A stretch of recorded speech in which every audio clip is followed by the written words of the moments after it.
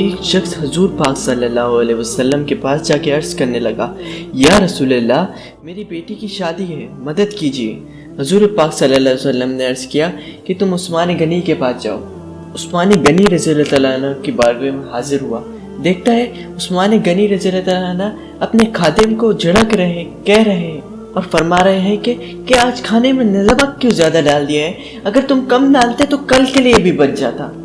وہ حیران ہو رہے ہیں کہ خادم کو نمک کے اوپر جھڑک رہے ہیں اور میری بیٹی کی شادی کے لیے کیسے مدد کریں گے؟ حضور اکرم صلی اللہ علیہ وسلم کے پاس پھر سے چلے جاتے ہیں۔ حضور نے کہا نہیں، پھر عثمان غنی کے پاس جاؤ۔ پھر عثمان غنی رضی اللہ تعالیٰ عنہ کے پاس جاتا ہے۔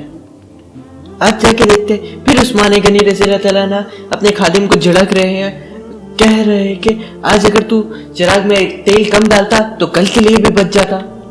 وہ شخص حیران ہو رہے ہیں، کہہ رہے ہیں کہ خادم کو نمک اور تیل کے لیے ایسے جھڑک رہے ہیں تو میری مدد کیا کریں گے؟ پھر نبی کریم صلی اللہ علیہ وسلم کی بارگاہ میں حاضر ہوا ہے۔ نبی کریم صلی اللہ علیہ وسلم نے پھر واپسی بھیج دیا۔ پھر عثمان غنی رضی اللہ تعالیٰ عنہ کی بارگاہ میں حاضر ہوا۔ ابھی وہ اپنے خادم سے بات کر ہی رہے تھے تو اچانک بولا، مجھے حضور پاک صلی اللہ علیہ وسلم نے بھیجا ہے، میری بیٹی کی شادی ہے، میری مدد کیجیے۔ عثمان غنی رضی اللہ تعالیٰ عنہ فرماتے ہیں، آقا نے بھیجا ہے، آؤ میرے ساتھ۔ دوسرے کمرے میں لے کے جاتے ہیں۔ کمرہ بہت سارے سامان اور دولت سے بھرا ہوا ہے۔ فرماتے ہیں، یہ سارا تیرا ہے، تو جو چاہے یہاں سے لے جا سکتا ہے۔ وہ حیران و پریشان ہے کہ نمک پر اتنے جھڑکنے والا، تیل کے اوپر اتنا جھڑکنے والا، اور کہہ رہا ہے ساری دولت یہاں سے لے جا۔ عثمان غنی رضی اللہ تعالیٰ عنہ نے اس کے چہرے پر ابھرتا ہوا سوال دیکھ لیا اور فرمانے لگے، تو یہ سوچ رہے ہیں نا کہ نمک اور تیل پر ایسے جھڑکنے والا آج میرے کو ساری چیزیں دینے کو تیار ہے؟ تو یہ بات یاد رکھ لے، دنیا کہتی ہے یہ ساری دولت عثمان غنی کی ہے، عثمان غنی کی اپنی محنت کی کمائی سے کمائی ہوئی ہے دولت ہے۔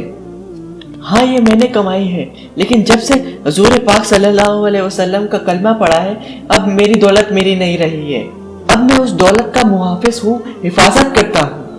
اور حفاظت کرنے والا نوکری کر رہا ہوتا ہے، اور جو کسی کے گھر نوکری کرتا ہے اپنے اوپر ضرورت سے زیادہ استعمال کرنا حرام سمجھتا ہے۔ یہ میری دولت ہے لیکن میں زیادہ استعمال کرنا حرام سمجھتا ہوں، نمک زیادہ استعمال کرنا حرام سمجھتا ہوں، تیل زیادہ استعمال کرنا حرام سمجھتا ہوں۔ لوگ کہتے ہیں یہ عثمان کی دولت ہے، لیکن جب سے امتی ہوا ہوں یہ دولت میرے آقا کی دولت ہے۔ اپنے اوپر استعمال کرنے میں ہچکچاہٹ محسوس کرتا ہوں، لیکن تجھے تو بھیجا مالک ہی نے ہے، تجھے تو مالک نے بھیجا ہے، سارا کچھ تیرا ہے، جا لے جا۔